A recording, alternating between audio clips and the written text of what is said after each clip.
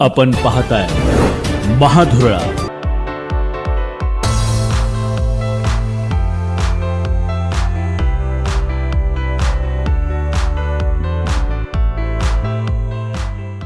नमस्कार. महाधुरळा युट्यूब चॅनलमध्ये मी गुरु बाळमाळे आपल्या सर्वांचं मनापासून स्वागत करतोय. कोल्हापूर जिल्ह्यात आता 4 महिला आमदार असतील. याशिवाय कोल्हापूर शहरात आता एक नव्हे तर 2 विधानसभा मतदारसंघ असतील असं सुतोवाच आज उच्च व तंत्र शिक्षण मंत्री चंद्रकांत दादा पाटील आणि खासदार धनंजय महाडिक यांनी केलेला आहे.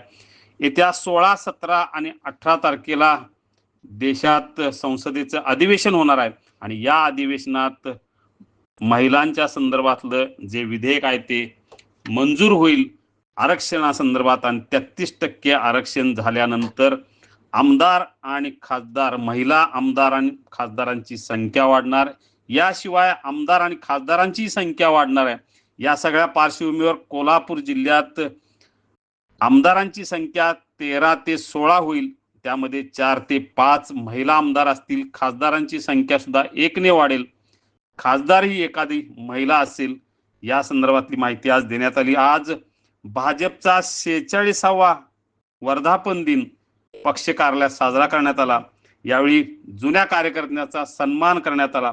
या कार्यक्रमास उच्च व तंत्र शिक्षण मंत्री चंद्रकांत दादा पाटील, खासदार धनंजय महाडिक, जिल्हा परिषदेच्या माजी अध्यक्षा शौमिका महाडिक, प्रदेश सचिव महेश जाधव, महानगर अध्यक्ष विजय जाधव, राहुल चिकोडे, जिल्हाध्यक्ष नाताजी पाटील, जिल्हा परिषद उपाध्यक्ष तानाजी पाटील, विशाल शिराळे, तसेच महापौर रूपाराणी निकम, महापालिकेतील भाजपचे गटनेते मुरली जाधव यांच्यासह अनेक नगरसेवक उपस्थित होते.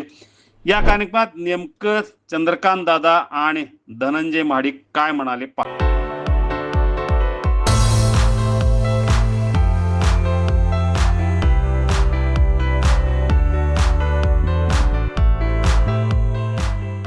आर्थिकदृष्ट्या 11व्या नंबरवर होता, तो 4वर आला.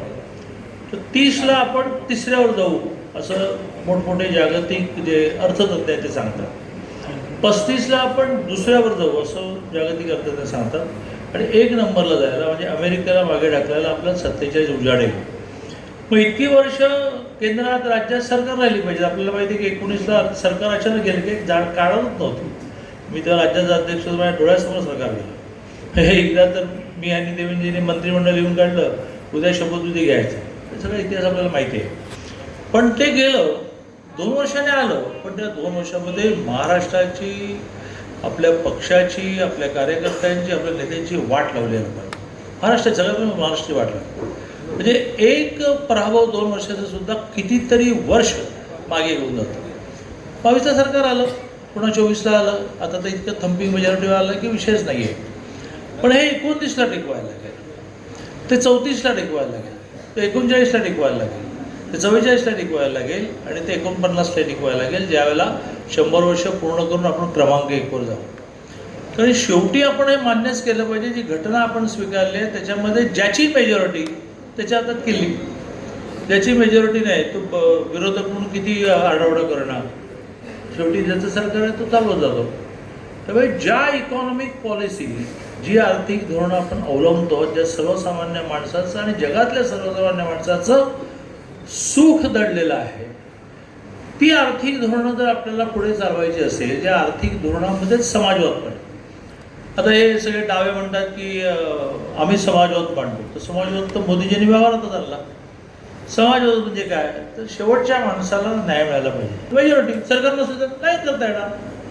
370 कोणी केलं? मोदींनी केलं. का केलं? मेजॉरिटी होती. सरकार नसेल तर नाही करता येणार. राम मंदिर कोणी केलं? सगळ्यांनी मिळून केलं, हिंदू समाजाने. पण त्याचा शेवटचा ठोका मोदीजीने मारला. का केलं? मेजॉरिटी होती. आणि त्यामुळे सरकार येणं, आपण पॉलिटिकल पार्टीमध्ये काम करतो, काय घडवू, हरलो म्हणजे मग सरकार नाही येणार, मग धोरण नाही करता येणार, आर्थिक धोरण करता येणार नाही, आणखीन काय काशी मथुरा मुक्त करायची ते होणार नाही. आणि त्यामुळे स्थापना दिनाच्या निमित्ताने 3 वर्ष कुठलीही मोठी निवडणूक आता नाही. डायरेक्ट निवडणूक आहे ती मेच्या 2029ला निवडणूक. जवळजवळ 3 वर्ष, तर म्हणजे 3 वर्ष 2 महिने कुठली निवडणूक आहे.